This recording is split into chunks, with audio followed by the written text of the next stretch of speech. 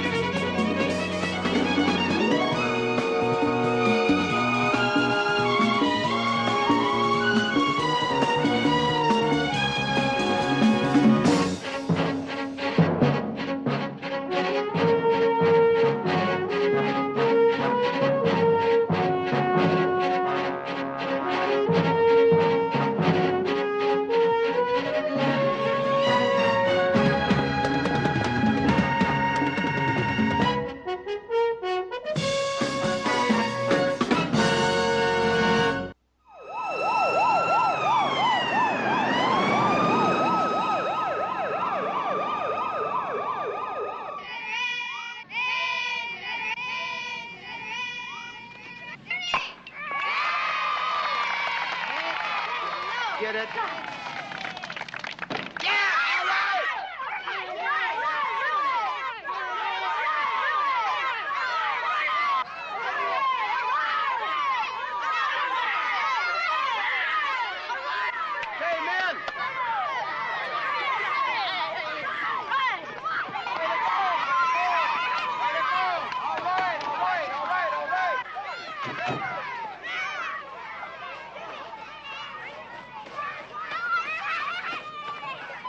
Charles E. Royer.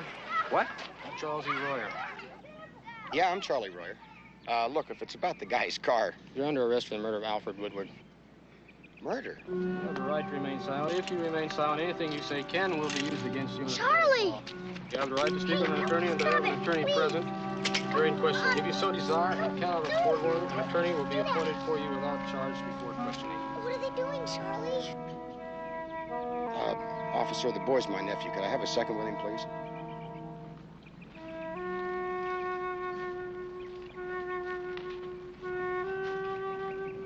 Now, Ray, it's just a mistake. Now, I want you to go home and tell Aunt Dorothy what happened. When will you be home? Just as soon as I get this straightened out. So there's nothing to worry about, okay? Let's go, Royer.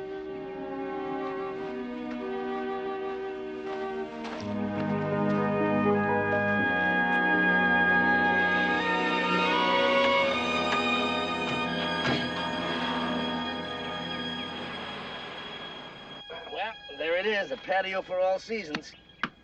The question is, which season? Oh, come on, honey, you know it's only the porch right now. However, there is one thing missing. Right, the money for the cement. Wrong, we've got the money for the cement. To make this official, we need your handprints in cement. My handprints. Yeah. What would Grauman's Shinies be without handprints? You want my feet, too? Honey, we gotta start somewhere. Petrocelli! Petrocelli! Mr. Petrocelli!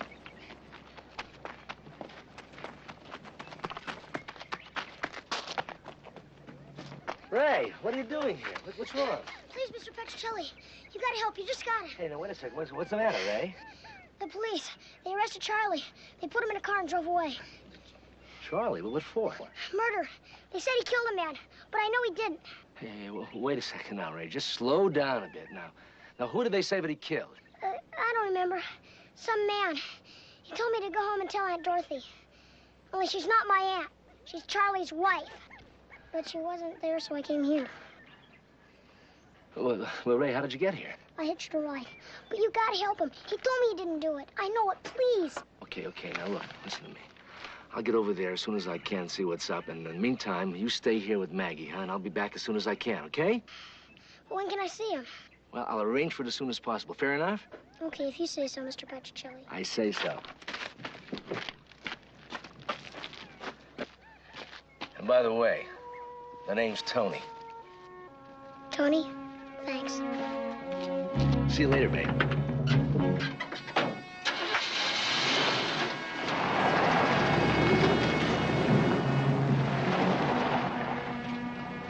How would you like to have dinner with me? I'll fix you some of Tony's mama's famous chicken cacciatore. Mrs. Petrocelli, what's chicken what's that? Well, you'll love it.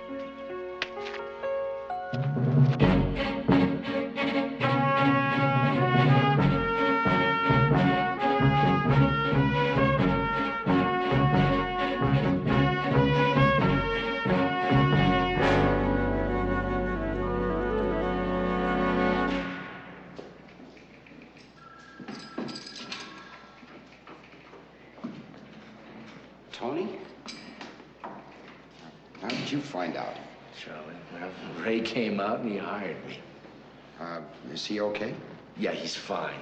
He's a great kid, Charlie. Yeah, he is. But, didn't he go home like I told him? Well, he went home, but he couldn't find your wife anywhere. So. Well, I should have known that. I should have never let her go to work, especially at that club. I just should have said no. Help out, she said, until things get better. I went around that club with no more on than the cover of Butterfly.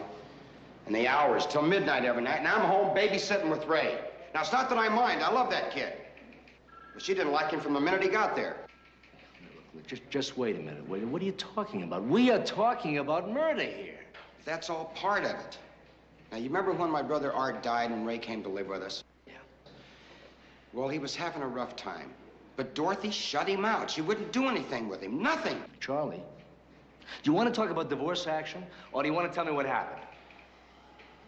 Okay, it all started yesterday afternoon. Now, Ray had a ball game. So I went to the club to pick Dorothy up, except she wasn't there. Well, one of her friends told me she'd gone to Al Woodward's. Well, now that really ticked me off because he came on strong to her a couple of weeks ago, and I almost punched him out. In front of witnesses? Yeah, a lot of witnesses. That's terrific. That's really terrific. All right. Anyway, I was in my truck, so I drove it over to Woodward's. And when I got there, I could hear laughing from the backyard. I could hear Dorothy's voice and Woodward's. So I went around the back, and there he was taking pictures of her in a bikini, moving the strap. Well, I got so mad I saw red. Then what did you do?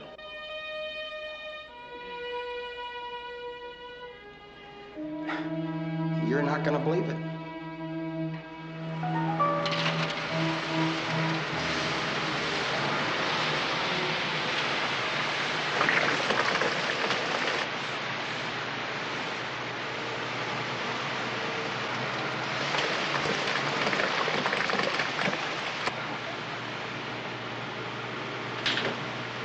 What the hell are you doing?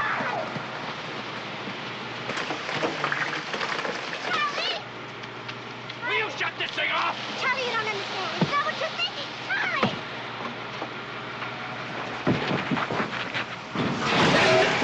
The whole thing, Charlie? Yeah. It was only a short load. What's a short load? 5 yards. Or 22,000 pounds.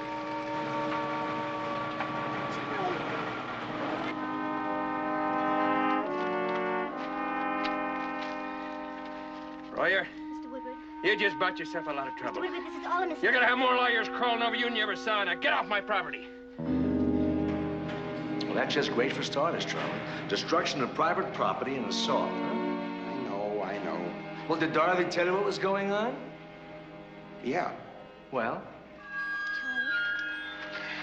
Charlie, I got the wrong idea. I was going to surprise you. What with, a centerfold and Playboy? Mr. Woodward needs some photographs of me to send to some people in Las Vegas. Charlie, I can get a really high-paying job as a waitress in the private gambling rooms. Are you going without me? No, Charlie, no. That was the surprise. Look, I figured if I got the job, we can move to Las Vegas. Construction is really booming there. And with Woodward's connections, your business would be a lot better. I swear to you, Charlie, that's all I was doing.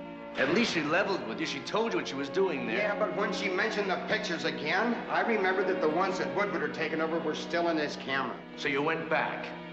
Yeah, to get the pictures. I told you to get out of here. Just as soon as I get rid of these.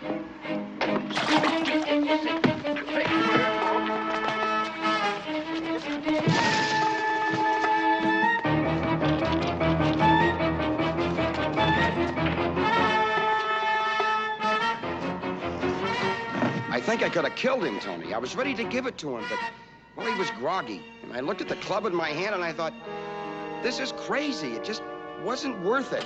So I slammed the club to the ground and left. But you didn't hit him with it, huh? No, Tony, I swear it. Now, wait a second. You said you saw red. Now, is it possible that you're in such a blind rage over those pictures of your wife that you can't remember what you did? I mean, it is possible. No! Okay, Charlie. That's what I wanted to hear. Okay, one more question. Where did you go after you left? I drove Dorothy back to the club so she could get her car. And we fought all the way. And I drove the truck home and started to unload the milometer. The what? The milometer. It's on the truck. It's used to measure time and distance. Okay, go on. Well, anyway, Ray came home and we went to his game in my car. So I guess that must have been when she split. I should have known she wouldn't be there when we needed her. You know, Charlie, it's a funny thing. All I've heard is what you need, what Ray needs, but nothing about what Dorothy might need. What do you mean?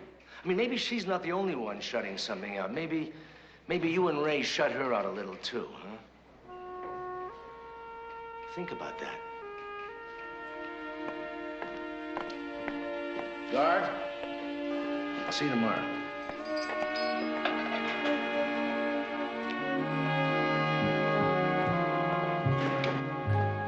Petrocelli. Hey, Houston, what'd you do? Repossess your bed? Here's our report on Roy. Yeah, I'd be home by now if it wasn't for that client of yours. Well, that's funny. It says he didn't run, he didn't put up a struggle of any kind. Well, some do and some don't. Well, isn't it logical that with Charlie's strength he could have killed Wood with his bare hands? Now, isn't it strange that he used a golf club? Well, different strokes for different folks. You know, the only strange thing about this one is that it happened on a Friday afternoon. These things usually come in on Saturday night. Okay, you've got the weapon, you've got fingerprints, you've got opportunity. But the one thing you don't have... Let me save you some breath, Petrocelli. As you look at that report, you'll see that we have an eyewitness, the maid, Mrs. Moran. She saw Royer hit him. She's the one that called the police at 1:37. Royer was there. Now, if that's not a clear-cut case of murder one, I don't know what is. You're right. You don't.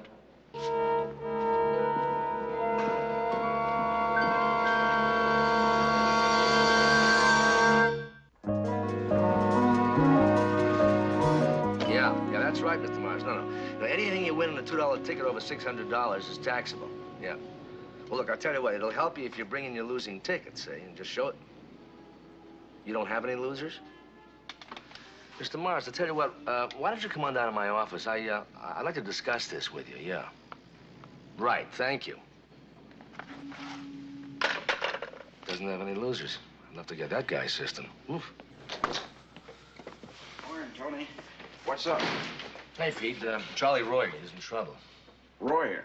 He's the one that poured the foundation that you have. It's the same. He's up on a murder charge. He doesn't seem like he'd be the type. Well, I don't think he is. He's got a wife named Dorothy. She works at a club in town. I want you to find out where. Description? Well, I never met the lady, but she works nights and she sleeps days. She took off, Pete. Track her down, huh? You bet. Oh, must be Maggie. We're gonna take Ray down to see Charlie. So, I'll get back to you later, huh? All right, I'll get right on this. Okay, take care. It's gonna be a hot one.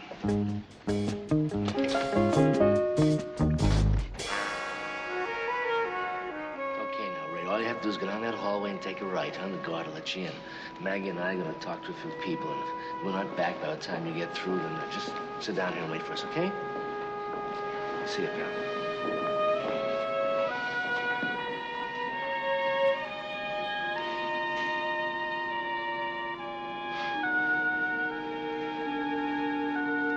You really liked having him with us last night, didn't you? I really did. Yeah. Someday, baby, someday.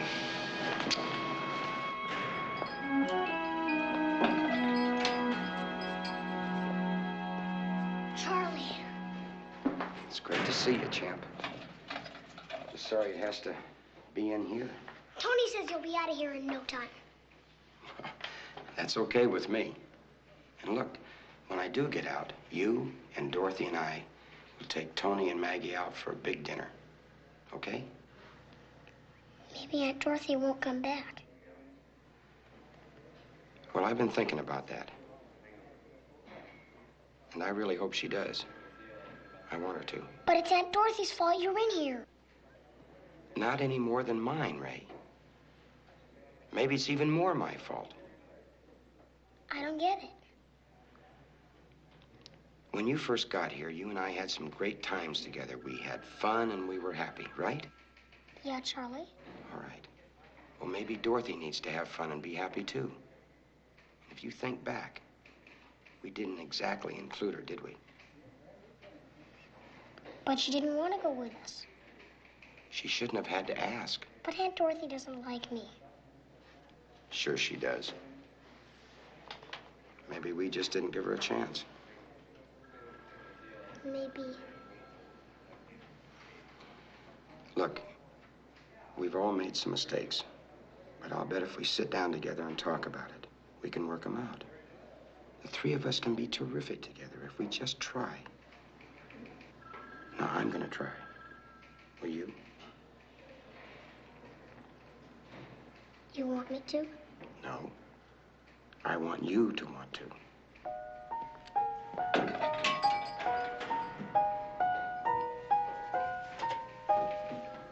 Charlie? I want to.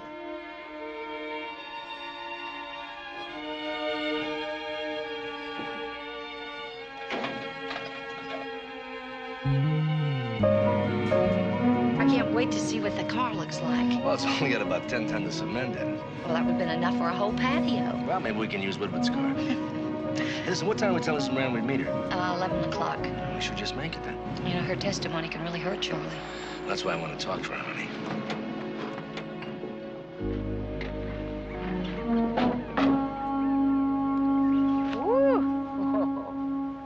It's easy to see why Mr. Woodward was a little upset. Looks like Charlie forgot to trowel it.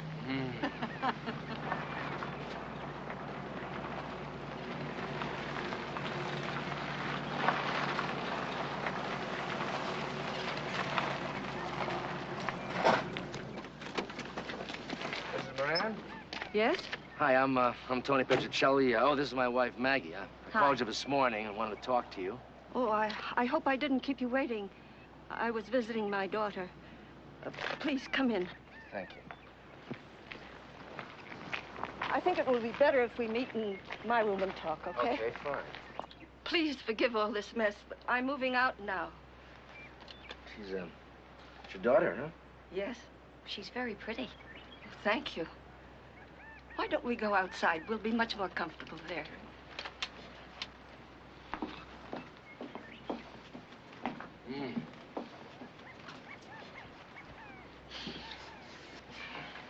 I don't know what I can tell you, Mr. Petrocelli, that I haven't already told the police. Well, Mrs. Moran, was anybody else out here Friday besides Mr. and Mrs. Royer and Mr. Woodward? No, I saw no one. Could anybody else have been here without you seeing him? Possibly. I was in the house all day. I saw nobody else. When did you first see Mr. Royer? I was polishing the silver in the kitchen. A man, Mr. Royer, came in through the gate, and he threw the cameras into the pool.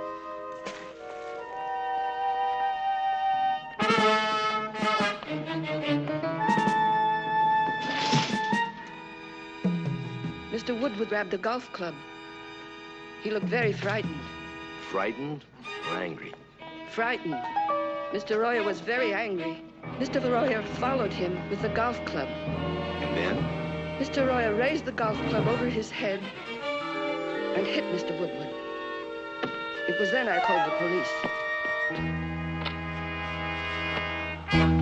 Now, you sure you saw Mr. Royer hit him? Yes. And when I came back, Mr. Royer was gone and Mr. Woodward was dead. Now, did you hear anything that was being said? No. The kitchen windows were shut and the stereo was on very loud. What were Mrs. Royer and Mr. Woodward doing before Mr. Royer arrived? Mr. Woodward was taking many pictures of her. It's a little strange, isn't it? Oh, he took pictures of many girls. It was not my concern. I see. Well, thank you for your help, and if you can think of anything else, please call me, huh? I will. Goodbye, Mrs. Moran. We'll let ourselves out. Goodbye.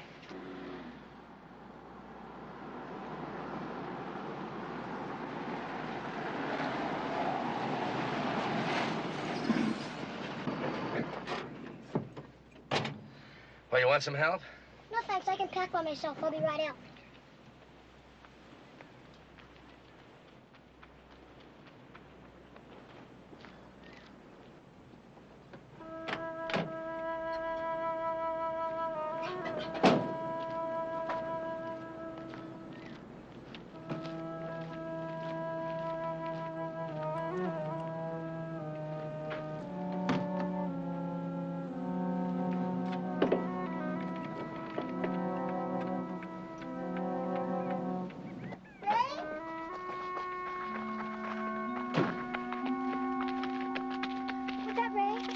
Yeah. Is he all right? He's okay. Take it easy. Who are you? Take it easy. I'm Tony Petrocelli. I'm Charlie's lawyer. Oh.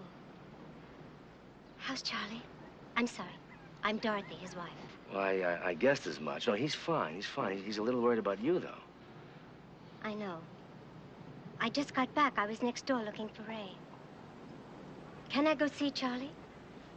Yeah, I think so. Look, Mrs. Roy, I have to ask you, why did you run out on him? I didn't. I mean, I did, but I wasn't running out. I just wanted to get away for a while, just to think things over. Why'd you come back? Because I know Charlie didn't kill him. And I knew he'd need me. And so would Ray. Look, how do you know Charlie didn't kill Woodward? You weren't by the pool at that time. Because I know Charlie. I know him like a book. If he had killed him, he wouldn't have acted the way he did when he drove me back to the club. Well, how is that? Even though Charlie has a big temper, if he had killed somebody, he would have been so sick inside. Charlie's a good man. He cares too much for people. He'd be very glad to hear you say that. What about Ray? Has he taken it hard? He's gonna be fine, but just a little help, that's all.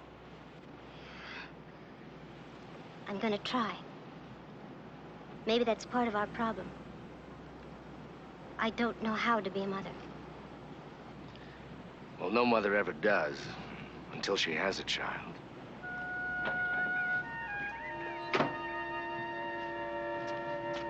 Ray? Hi, Aunt Dorothy.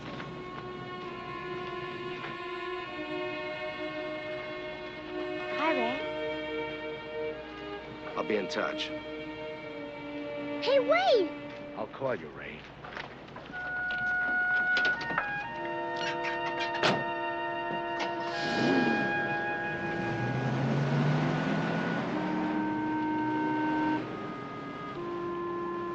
Hi.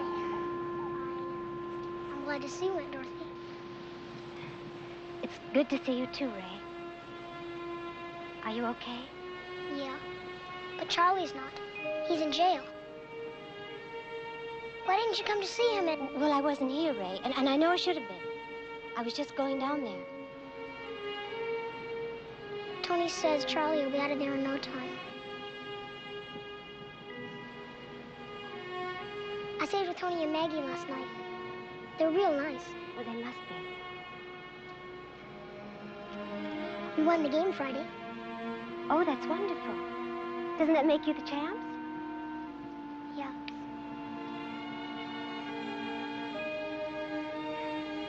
Next time you play, I'm going to come to watch you. I'd like that. So Charlie.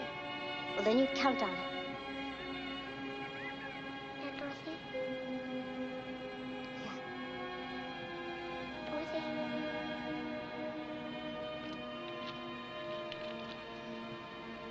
Yes, Ray? Can I stay here tonight?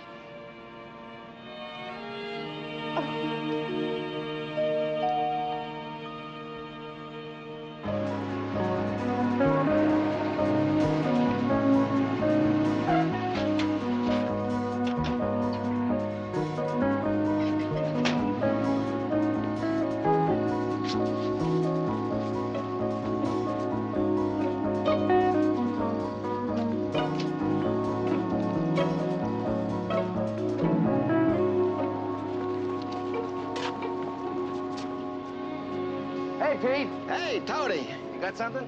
You bet. There are 3 men that fit together. Woodward, Ramsdell, and Will Worm. Sounds like a law firm. What about this guy, Woodward? He owned the club where Dorothy worked. Really? Word is that he was backed by Vegas money. That's interesting. Yeah, he sent pretty little girls up to Vegas. Oh, I see. And the promising jobs as cocktail waitresses? Except what they do is they get them hooked on drugs and they end up in hotel rooms for $100 a trick paying for their habits. Right. Then he gets the cut right from the top. That's right. Yeah. So what about this guy, Ramsdale? Well, Woodward had the Vegas connection. It was all his operation. Ramsdell just works for him. Anything more? Jack Warren, sometimes known as Jackie the Worm. Sounds like a character out of a B movie. Well, he and Ramsdell, they work together, and the word is that they're very unhappy about the cut they were getting, and they wanted more. Unhappy enough to kill? Wouldn't be the first time. Okay, Pete, that's terrific. Look, I'm going to be at the office. If you find out anything more, give me a call, huh? Thanks. Say, aren't you Mr. Petrocelli? Yeah, that's right. Well, I'm Bryn Ramsdale. I've heard a lot about you. Yeah? You've got good ears. You'd be surprised how good. Well, now that I know you don't need a hearing aid, what's your problem? Well, you have a man running around town asking questions about me and about some of my friends. Indiscreet questions. And Mr. Ritter. Yeah, that's right. That's Pete. He seems to know how to turn over rocks and come up with all the dirt that's underneath, yeah. Indiscreet questions aren't good for my business. Well, they're good for mine. Incidentally, what were you doing in there? It seems like it's a little out of your league, isn't it? Oh, no, I was doing my civic duty. Signing a statement that I heard Royer threatened to kill poor Al. Yeah, well, you made out like a bandit, though, didn't you, huh? Now that poor Al's dead, you take over the club and the rest of the enterprises, huh? You're asking for trouble, Petrocelli. Hey, don't nickel and dime me with your threats. I didn't hear you volunteering your whereabouts when Woodward was killed. Doesn't matter, does it? Since the police have an eyewitness to the crime. Maybe. Or maybe someone like you would try to convince her to lie about what she saw, huh? Now, how would I do that? I'm gonna find out. You know, Petrocelli, the trouble with people who push too hard is that they don't realize it's a two-way street. Stay out of my way.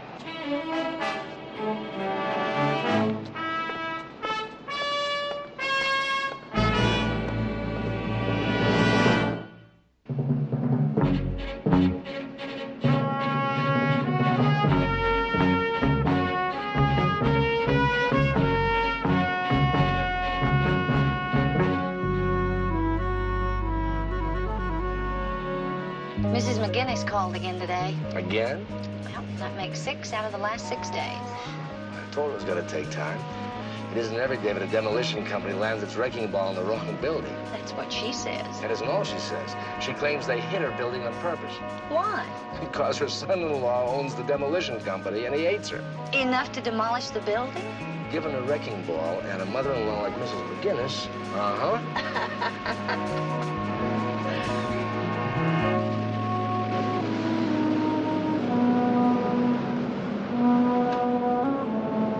We've got company, baby.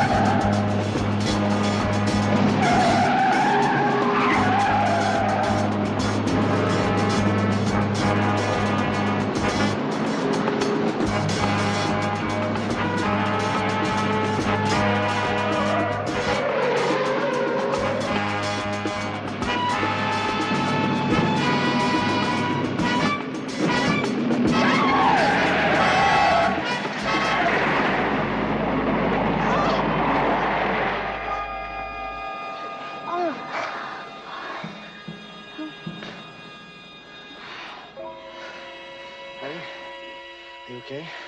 I'm all right. Are you all right? Yeah, I'm fine. Do you know who it was? Yeah, I think so. I think whoever it was is gonna find out that pushing goes both ways.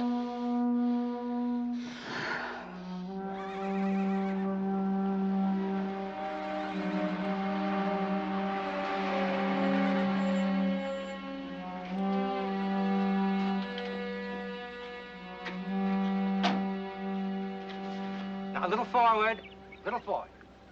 Are you sure you know what you're doing, Mr. Ramsdale? Hey, the people in Vegas just want to see how you look. They don't need fancy portraits. Does she know where she's headed, Ramsdale? What are you doing here, Petrocelli? Well, I got your message and I couldn't wait to answer it. Bonnie, go call a cab and we'll do the picture some other time. Get them out of here. Come on, girls. You want to see me, Petrocelli? You make an appointment. I've got one. You made it when you ran me and my wife off the road. I know what you're talking about. I was at the club. Can you prove it?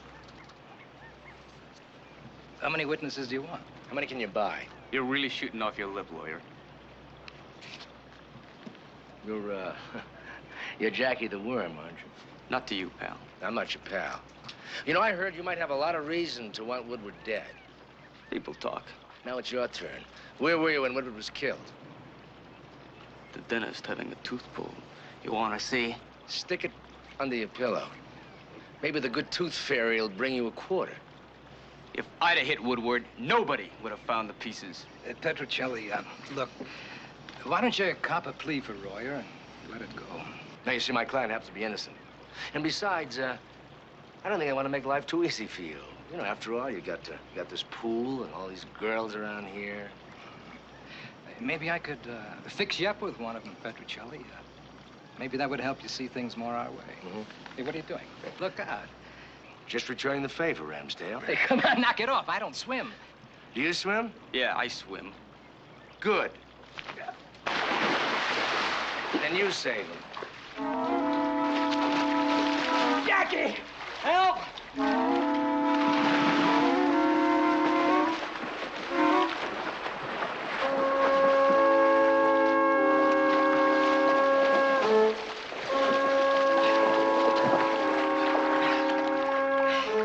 I want him dead. He's into too many things. I want him out of the way.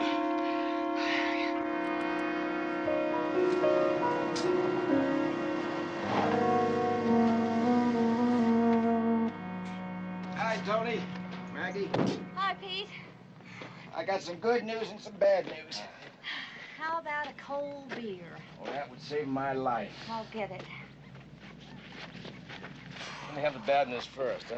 Well, I talked to Mrs. Moran. She says there's no way she's going to change her story, and she says that there's nobody putting any pressure on her. Kind of figured that.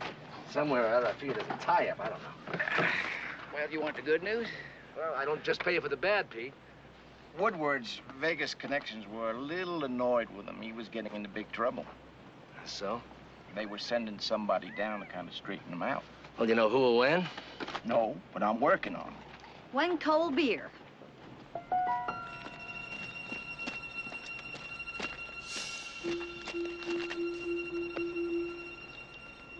Look, Pete, one more thing. I want you to get the names of those girls, or the pictures that Woodward took of them, the girls, you know, they sent to Vegas, huh? Why? I think somehow there's a connection there. I'll get back to you. Speaking of getting back, I better get back to that wheelbarrow before it turns into a poor man's version of Al Woodward's car. I'll get some dinner ready. That's a concrete idea. Concrete, funny, Pete. That's what I do, Pete.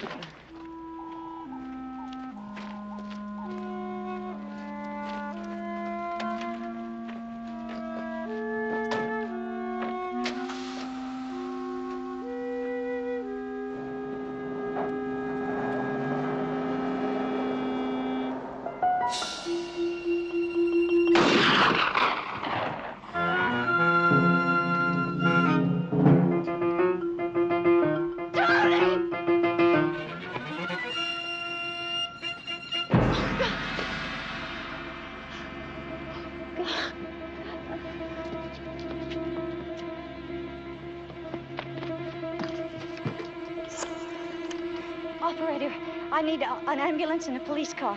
Hillgate Road, right off the San Remo Highway. The name's Petrocelli.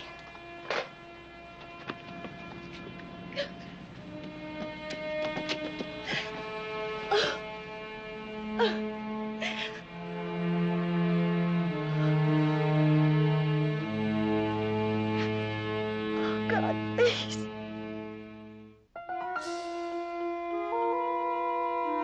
Just take it easy. Easy. lucky you can still say that. A couple of inches to the right, and you wouldn't have to worry about a broken rib. That's very comforting, Doc. You're at a nice hotel here, but I'd like to check out as soon as possible, huh? A couple of days. No, thank you. Sooner than that.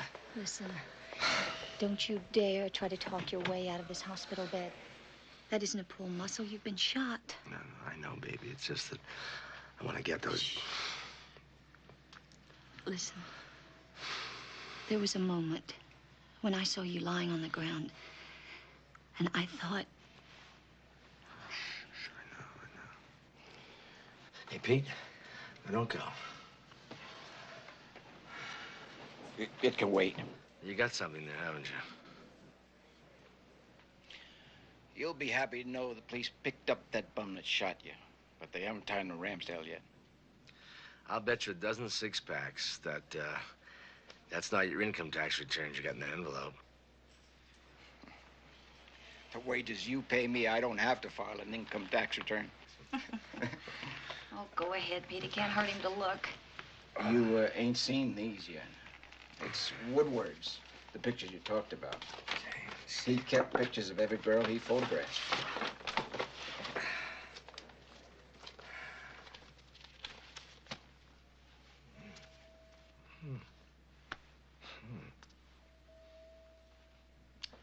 Mr. Petrocelli, I don't think you're in any condition to be thinking what you're thinking. I am always in condition for this. With you, of course, my baby. Of course. Pete, how'd you get these? No comment. You just look at page 42.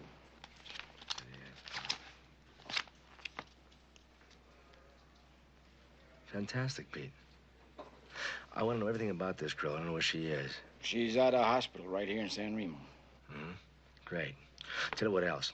I want you to check out Charlie's cement truck. He's got a gadget called a Mila something. I don't know. I want it. And if you can help get me out of here, I'll be ready for court.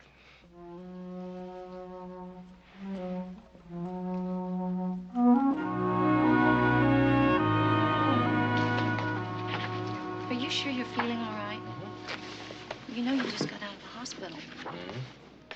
You sure you're feeling all right? Honey, you know who you sound like? Who? Mama. I do not. I feel like I'm 10 years old again. Well, you should feel like a grown-up lawyer who has just gotten out of the hospital and whose wife is worried about him going to court. Look, I know you are. And if you don't get those pictures of me right now, I'll never get to court, huh? They're right in there.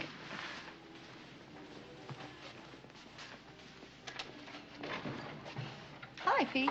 How's he feeling? I got the fellow from the Mila Meter Company downstairs. We're going over to Charlie's to pick it up. Okay, it's very good. I'll see you in court, huh? Honey? Would you help me out to the camper, please? Yeah. Oh, shoot, I don't think you're one bit funny. Come on.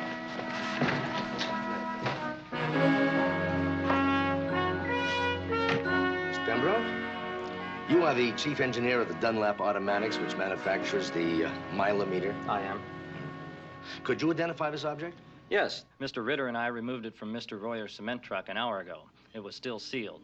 A deputy sheriff was present at the time, and he was present when we opened it. Now, Mr. Pembroke, what is the purpose of this machine? It measures the exact times and distances a vehicle travels. It's standard in most heavy-duty commercial vehicles. I see. Now, is this the graph from Charlie Royer's Mila meter on the afternoon of the 25th? Yes, it is. Would you kindly read the time and the distances to the court?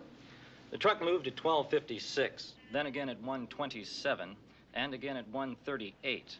The distance the first time was 4.7 miles, the second time was 3.6 miles, and the third time was 3.2 miles. That's the last time the cement truck was used. Thank you, Mr. Pembroke. Your Honor, I have here a statement from the State Auto Club, which I would like to enter as evidence. It states that following the routes Charlie Royer described as having taken that day, the distance from the cement plant to Mr. Woodward's house is 4.7 miles. From there to the Step-In Club is 3.6 miles. And from there to his house is 3.2 miles. Precisely the same mileages as previously read by Mr. Pembroke. Your Honor, according to the previous testimony, the police were called at 1:37. With the evidence I've just introduced, it clearly shows that Charlie Royer left the Woodward house 10 minutes before that call. Thank you, Mr. Pembroke. Your Honor, I have no further questions at this time. Mr. Martin? I have no questions, Your Honor. You may step down, Mr. Pembroke. Your Honor, the defense calls to the stand Dr. Irwin Bliss. Dr. Bliss, you are the head of the Addiction, Cure, and Research Division at the Wingate Hospital. I am. Do you have in treatment now a Miss Marie Morgan? I do. When was she admitted? 10 days ago. And on the morning of the day Al Woodward was killed, did she have a visitor? Yes, she did. What is Miss Morgan's condition now? She has an acute advanced addiction. Thank you, Doctor. No further questions. Mr. Martin? No question. The witness is excused. I recall to the stand Mrs. Teresa Moran. Mrs. Moran, you've heard the previous testimony. Yes. Can you explain the 10-minute difference in time? No. Mrs. Moran, is this a picture of your daughter, Maria? Yes. And is this a picture of your daughter, Maria? Yes. And who took the picture? Mr. Woodward? I object, Your Honor. This is irrelevant. Your Honor, this is highly relevant. I'm trying to establish a real motive for the murder. Overruled. Continue. Thank you, Your Honor. Your Honor?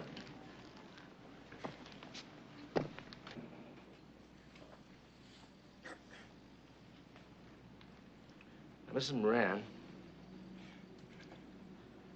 is this a picture of your daughter today? In her present condition? Registered at the hospital under the name of Marie Morgan? Yes.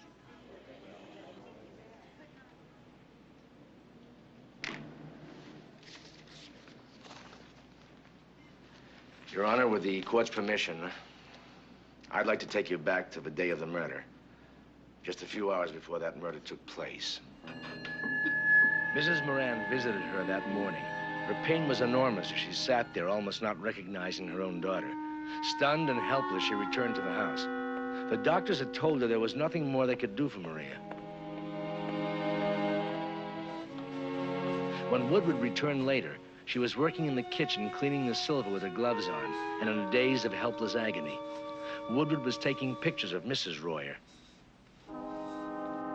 When Royer came into the patio a few minutes later, I told you to get out of here. Just as soon as I get rid of these. Mrs. Moran watched as the two men struggled.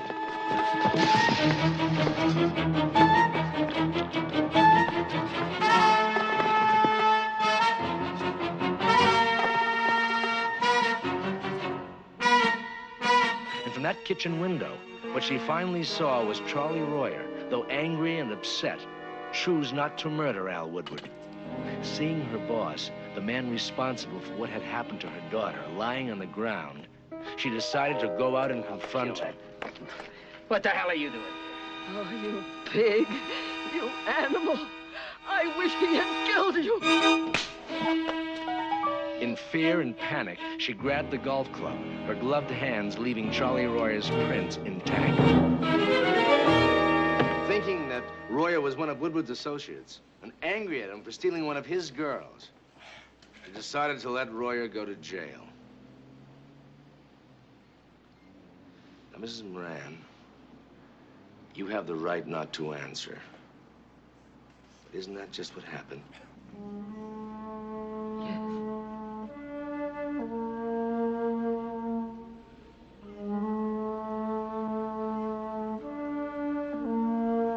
May God forgive me. I killed him.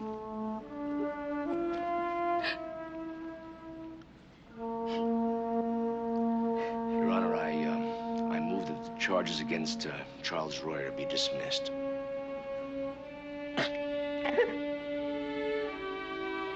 Motion granted. The defendant is ordered released forthwith. Bailiff, will you take Mrs. Moran into custody? This court is adjourned.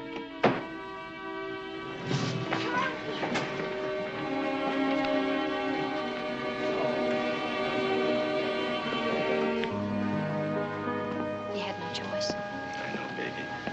I also know who our next client is.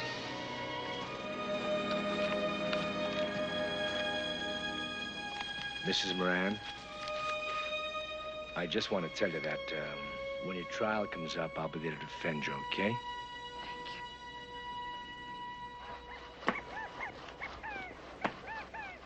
I'm working and she's playing. That is the story of mankind. Fresh lemonade. Thanks, honey.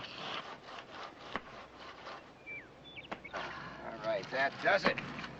It's perfect. Except for Maggie's handprint. He thinks it's Grauman's Chinese. Ah, now, come on. Now, this is our first patio, and it needs a Maggie Petrocelli touch. It's going to be here forever. Well, I'm ready if the world is.